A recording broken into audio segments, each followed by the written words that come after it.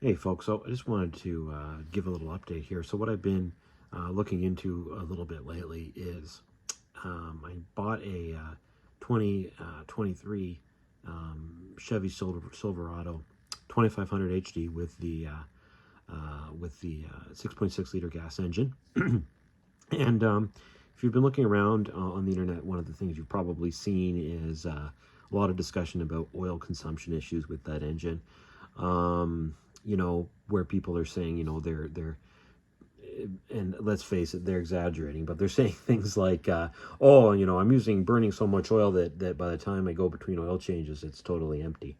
And of course, that's not going to be true. But yeah, I mean, GM is basically, lots of people have talked about this. GM has basically said that anything less than 1 quart of oil consumption per 100 gallons of fuel, or I guess that's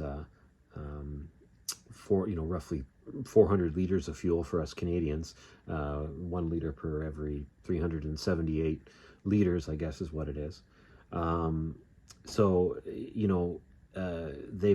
been saying that that's acceptable fuel consumption, and a lot of people disagree with that. But that point aside, I think what I've been looking at is just kind of do a little bit of research, and I did some polling in the Facebook group for owners of the 6.6 liter gas engine, and of course, you got to take all these things with a grain of salt. But I did kind of ask people just to weigh in on whether they're having, in their opinion, problems with fuel economy, with oil consumption in their 6.6 liter gas engines.